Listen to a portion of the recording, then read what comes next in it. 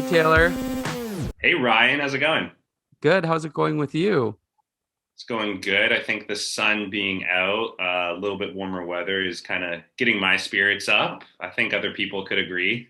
Yeah, me too. I actually thought that you had a haircut at first, but you said it's just wet, right? It's a slick back. I will be getting a haircut. I can't wait. So 2 weeks. But yeah, this is hour after a shower, so it's slick back. But I do, and I'll warn the viewers. It might come down and be a little crazy by the end of this. Yeah, I think you're going for the Charlie Hunnam look that we talked That's about. right. I think that's what it is.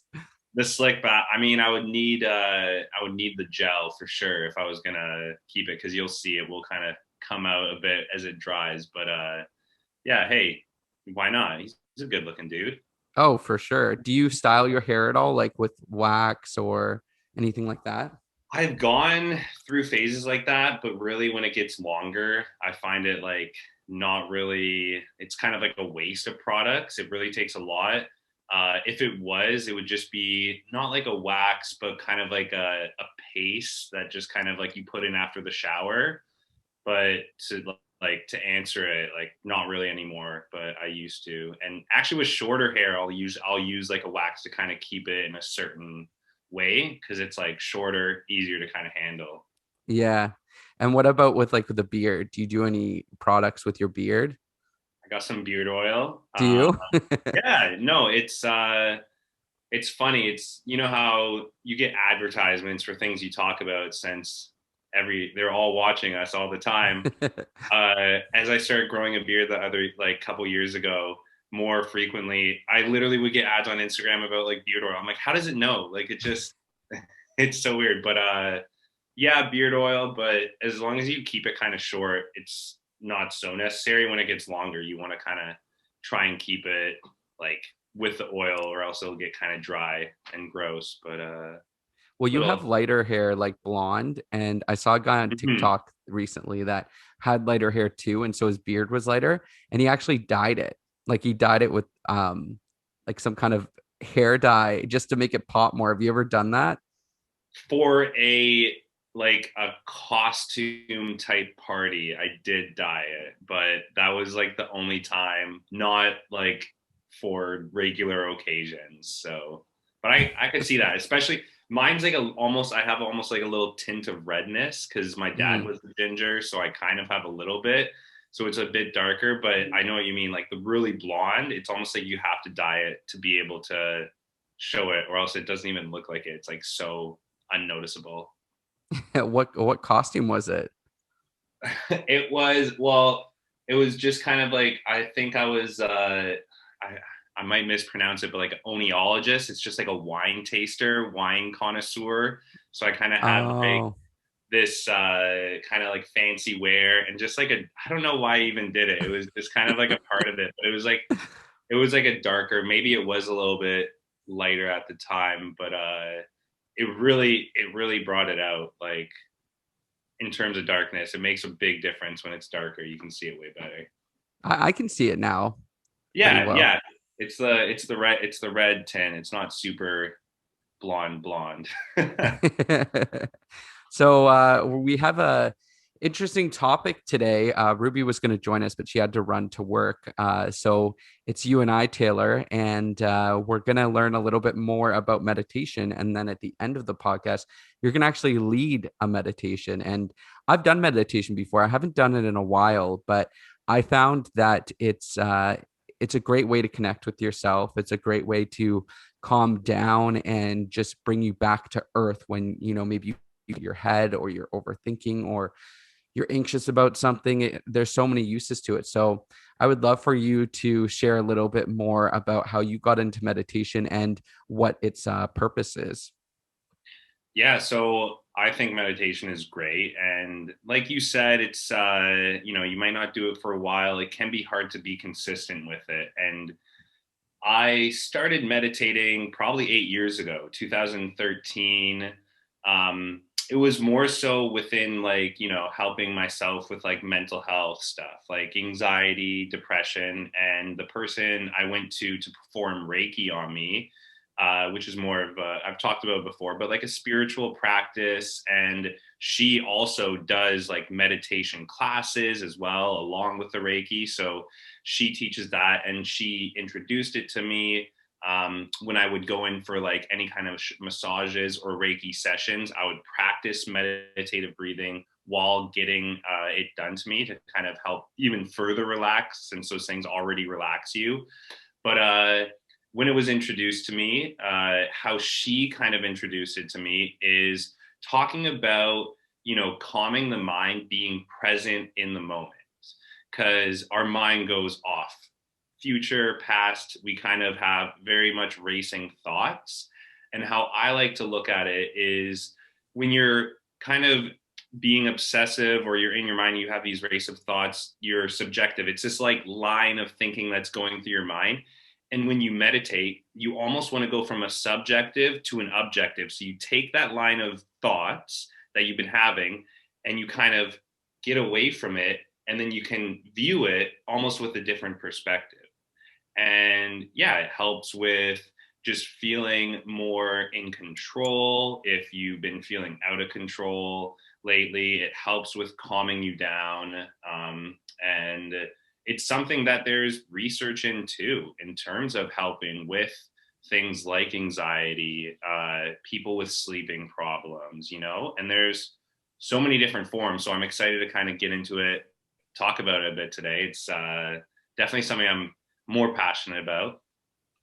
Yeah. And I know that you've done Reiki on me before and I've talked about it, and it was like such a journey, and I felt so great afterwards. Like it felt like I had gotten a massage, like it felt really great. And I feel like sometimes people will, go and get their benefits, from work, and they'll get a massage. So physically they may feel good, but maybe mentally they don't practice that well-being, whether it's meditation or talk therapy. And I find that if more people were taking advantage of that, I feel like the world would definitely be a better place.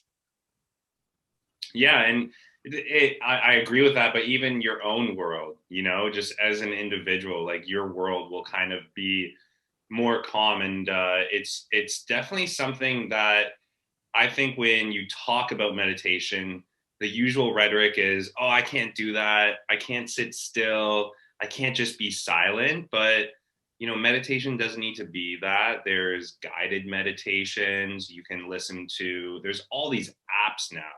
Hmm.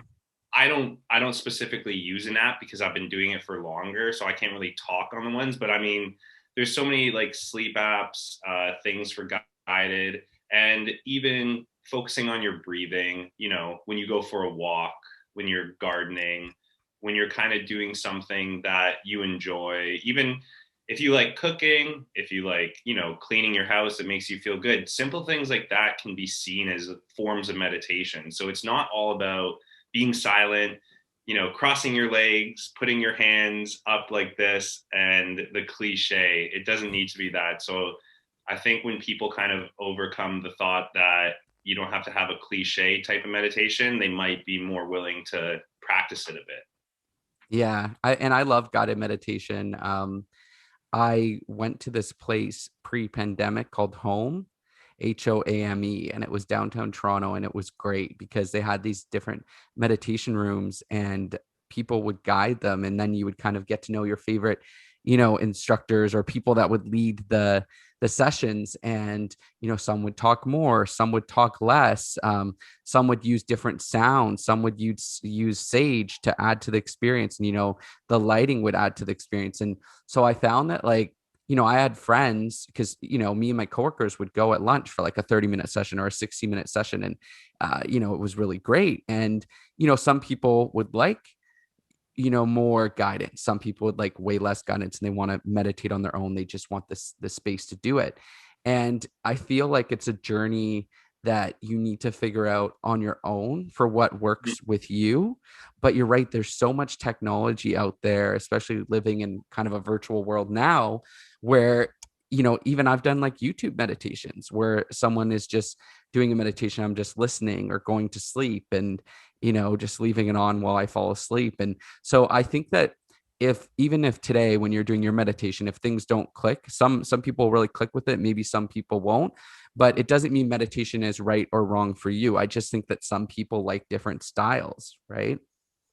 Yeah, it's again, completely agree. It's up to the individual, and it's a cool story you said about having that place, where there's different meditation, like masters or guides, and Masters, right? some, yeah, some will have like the sage burning. Some might do mantra meditation, which is more of um, uh, the silent, where a mantra is Yeah. just either a phrase, a word that you repeat in your head. So they'll Mhm. kind of do a little talk beforehand, give you a mantra, why you're saying it, what you want to focus on, and then have like a silent 5, 10, 15, maybe even 30-minute period where you try and repeat the mantra.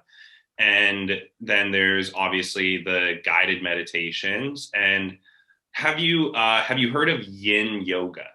That's something that's kind of like a meditation. Have you ever heard of that? I don't think so. What is it?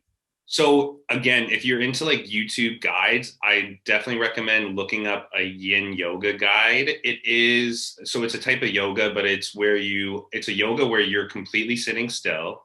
It does really help with falling asleep. And what it does is the guide will kind of take you through different body parts, focusing on your hands, your legs, like the different muscles. A lot of them, they'll have you kind of tense up your body and then relax. And Oh, it's kind of like, it's a little like peculiar at first. You might not be used to it, but man, it works. And like you said, you can kind of have it playing, you might even like fall asleep to it. But that's another form. It's like a yoga focusing on the breath, but it's like compartmentalizing the body parts, kind of squeezing your legs, releasing, squeezing the muscles, and it kind of helps to release tension. So that's also something that you or any viewers listening could kind of look into. It's definitely helpful, kind of like before bed if you ever have trouble falling asleep. that would be really nice. When I did one of the sessions, I remember one of the instructors or masters or guides, they were using sage and they literally came next to me and did it over me for like 5 minutes. And I'm like, oh my goodness, like, isn't this about like getting rid of negative energy? Like, am I just giving off negative energy? And I remember overthinking it. And I told my friend, and they're like, no, she went around the room. I'm like, no, she was above me. I like kind of opened my eyes and she was there for like 5, 10 minutes. And I think I asked afterwards and she like acted like she didn't know. And I'm like, I feel like she was doing some kind of cleanse over me. Why are you laughing? Is it some No, kind of secret? I mean, like, your friend saying like, okay, she went around the room, but I believe you where you said like, no, like I saw her like over me, like, maybe she just felt like you needed it, like a little sage cleanse. Like, it doesn't. I'm laughing just because like I kind of understand, like, because I use sage a lot, so it is, again, yeah, like cleansing kind of like negative energies, but it doesn't need to be like negative in the bad sense. It could be like, maybe she just thought you had a more clustered mind than others. I don't know. I'm not Okay. sure.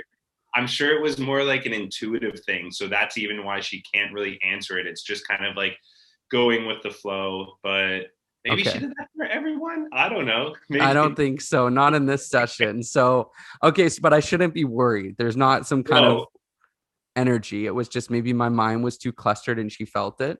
she felt it, and you should take it as a positive. You got blessed more than the other people in the room, so a little bit Oh, more focus on you. But yeah, it's definitely, uh, you don't want to overthink or think negatively from it. You want to, most sessions, you want to try and take positives from it, and that's the practice, because like it can be kind of odd, peculiar, feel just abnormal at first, but as you do it more, you get kind of, I always say, like, more into that meditative mindset where you're able to kind of tap into that silence a little bit easier. So it's just like running, just like exercising, like any kind of skill.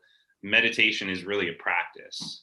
Yeah. And I'm definitely ready to jump into it with you. And I love how you're always so positive about it. So I think this is going to be great. And I mention it, but I think the big thing that I've always learned with meditation is your mind may wander, but Hmm. it's about not judging yourself for your mind wandering and then coming back to whatever it is that brings you back to meditation. For a lot of people, it's their breath.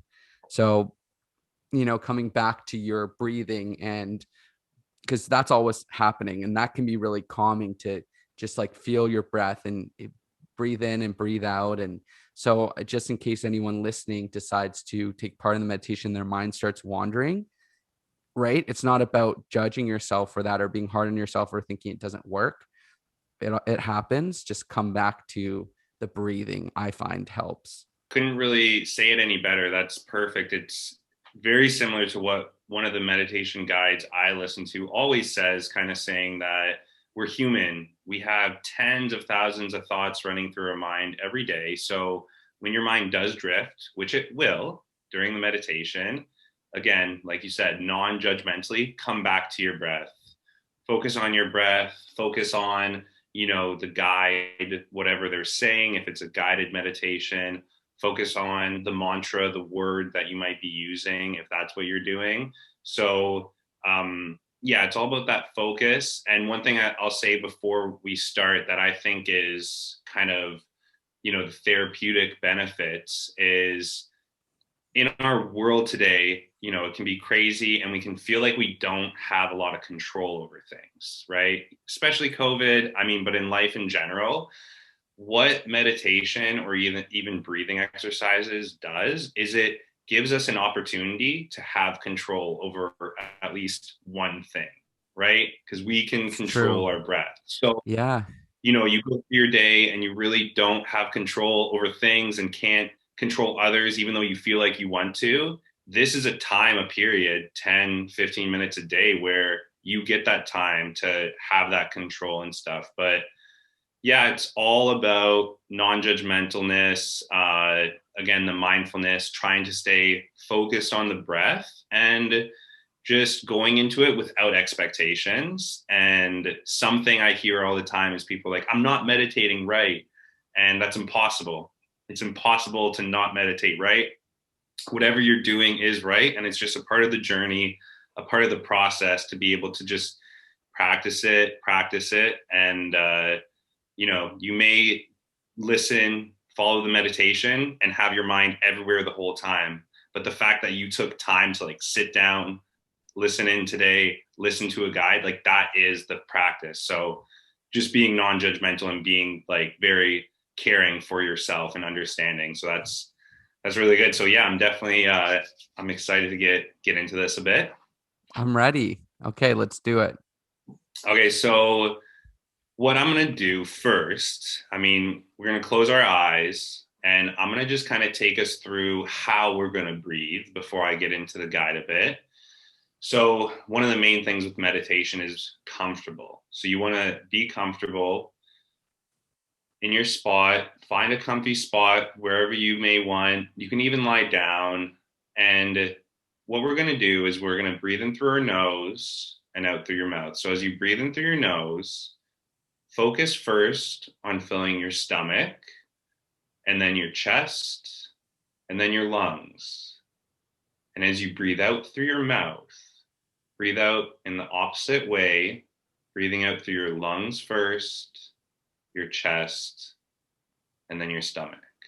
So taking a deep breath in and all the way out. And as you breathe, focus on those areas, filling your stomach, filling your chest, and breathing out first, breathing out through your stomach, your chest, and then your stomach.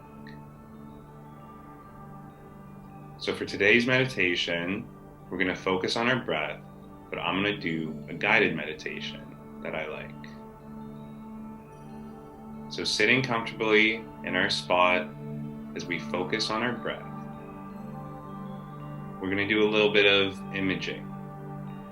So as we breathe in, what we're going to do is imagine that there's a light coming through the crown of our head. Taking a deep breath in, let that light fill your body all the way to tips of your toes and your fingers, filling your body, feeling that warmth from the universe. And when we breathe out, you're going to imagine the light going back out into the universe, sending that energy to loved ones, friends, family.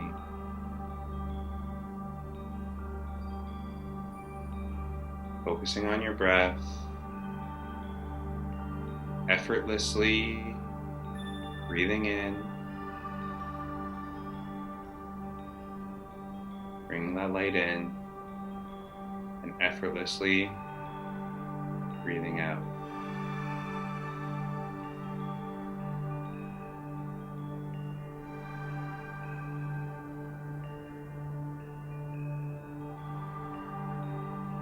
The warmth should resonate. Feel your body as it fills with that light, that energy.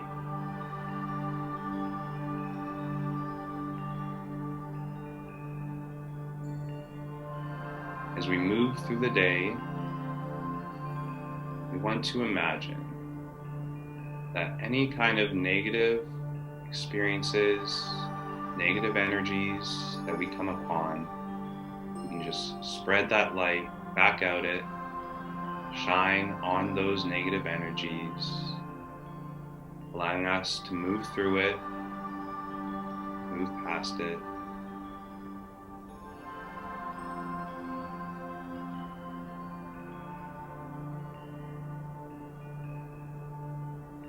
Anything that's been going on lately, any worries, fears, negative experiences,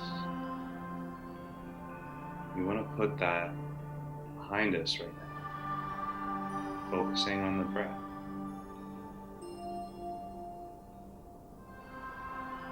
Anyone we may have conflict with, send that light and love out to them.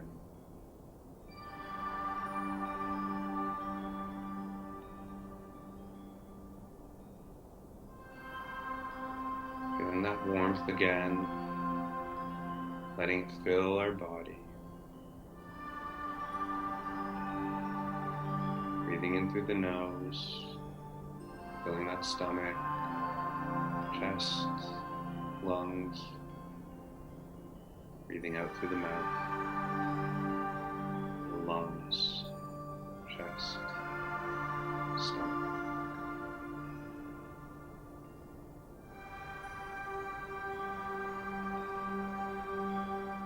The mantra that I like to give to students on the first couple meditations is a simple one that heralds universality, making us one with everything.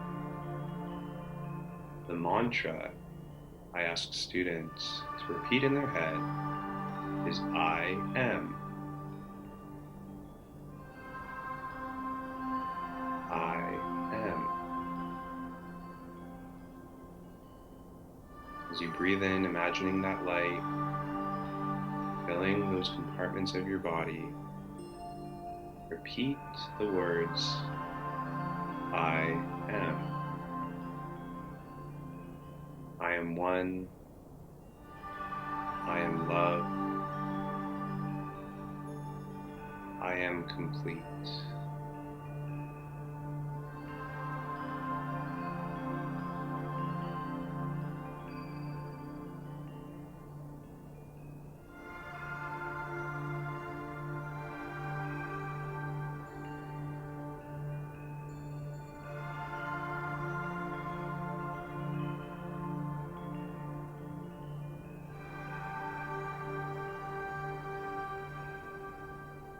Now I want us to imagine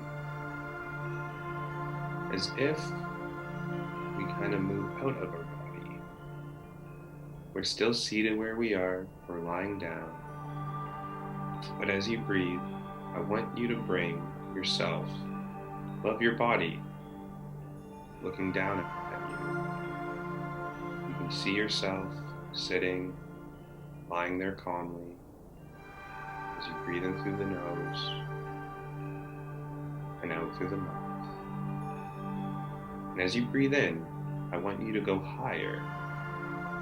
Now, above the buildings, looking down, breathing in more, moving up to the clouds, seeing that light, feeling the warmth of the sun on our skin. And as we move up, we're going to move past the clouds, outside of the atmosphere. We're going to keep going up into the stars. Breathing in, moving far away, we're going to find this light, this energy. It is your soul. It is your guides. It is God. Seeing this light, we remind ourselves to be kind and be gentle.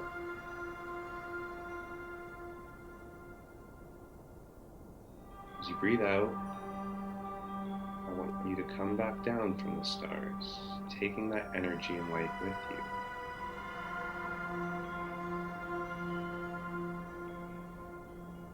Coming back into our atmosphere. Through the clouds, feeling that sun, holding that light, that message. Coming back down, looking at the buildings. Finally, in your room that you're sitting or lying in, coming back into the body. Feel that light, boundless amount of energy and love, endless amounts. It's always there. It's always in reach. We just have to pay attention to it.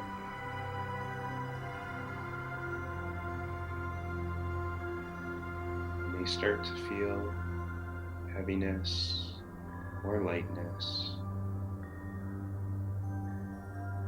Coming back, listening to my words, following your breath.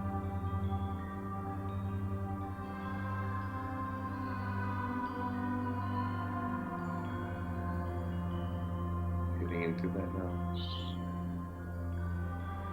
and out through the mouth.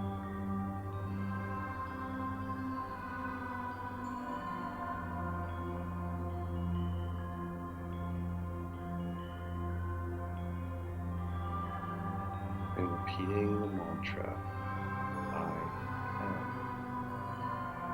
I am.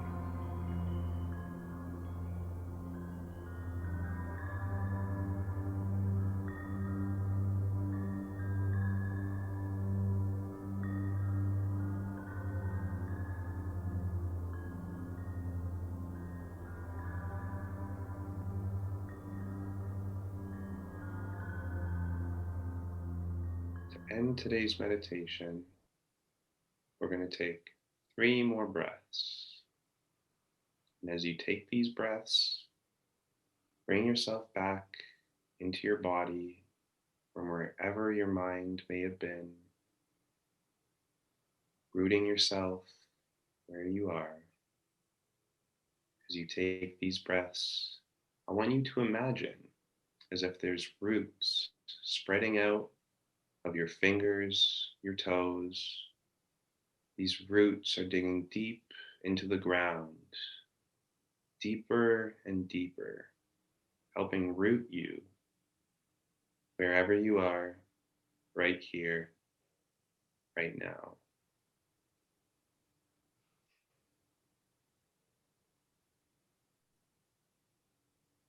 coming back into your body. And these roots keep you grounded. Keep your mind in the moment. Doesn't let it get too far into the future or the past.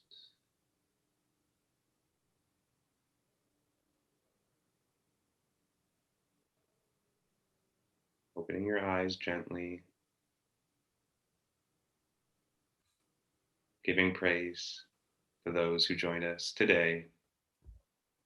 And at the end, a little namaste. I gotta do my namaste. Namaste, which Namaste. means the light in me sees the light in you. For those Aw, I love that. Thank you, Taylor. I feel so much better. That's That was really good. great. I'm happy. I felt just doing that just very I felt a little heavier. I don't know about you. Did Some you? people yeah, right away. Maybe it's just some of the nerves, but it does it feels good, definitely. And I hope that whoever is watching, whoever got to join us today feels that warmth, and it's all about just being in the moment and having that time for ourselves. So when people say treat yourself, a little meditation, that's how you can do I love it. that. And thank you. And what is it that you say about hugging again? Yes. Well, when we hug, I like to hug with heart. So that means left to left. So you'd be putting your head to kind of like the right hand side so that our hearts match up. And so it's really funny. When I first learned that, I thought it was great, very loving, and just kind of almost such a mutual respect for that person you're hugging. But what I noticed is when I go to give hugs, people almost naturally go to the other side. I only started paying attention once I'm like, oh, hugging with hearts, because it would be that awkward moment of I'd go to hug with the heart and the person would go to the same side. I'm like, oh, this is kind of awkward. But yeah, that's another way, just like transferring that love, appreciation to whoever you're with. So if they're in your circle for right now, family, whatever it is, if you can give hugs out, try to do it by the heart. And that's something I try to do as much as I can. Should you try to hug with hearts with everyone, or is it just people that you're close to? It See, I like to think, it can be with anyone and everyone. But I don't like to force it. If it's something that someone you're really close to and you want to be like, I'm hugging with hearts now, so you better get used to it, you could do that. And then at other times, like, everyone is deserving of love and kindness no matter what they've done. So, if I think it is quite religious. It's like treat hate with love, but like truly, like, just if you want to give it out, but it's up to you if you want to, who you want to give that to. And it's everyone's own kind of decision, but you can, if you want, you can try and hug everyone with hearts, but you'll find some awkwardness at first. I can bet you that. Well, you told me about this, and Hmm. like we would hug with hearts, and I Yeah, feel like, yeah, you do feel the love and the warmth, and you feel like connected to that person. I know. And it's something that kind of just doing it, to believe it, just kind of like feeling that. But yeah, it can start with just people who you're close to, but I like to try and do it as much as I can, because it does kind of like give that connection, and like something in the spiritual sense, being like we are all one. um you know to follow that truly, it's like anyone kind of you can do it too, because we're all connected, all humans, all have similar experiences. So everyone's really deserving love, kindness, and all that stuff, all that jazz. That's great. Well, thank you again for the guided meditation today. I know I feel a lot better. And if people want to get in touch with you or have any questions, what's the best way to get in touch? Shoot me a message. Instagram, my handle is at Taylor Blixt, so Taylor Blixt. And yeah, just shoot me a message. I'll get back to you. And I would love any questions about meditation.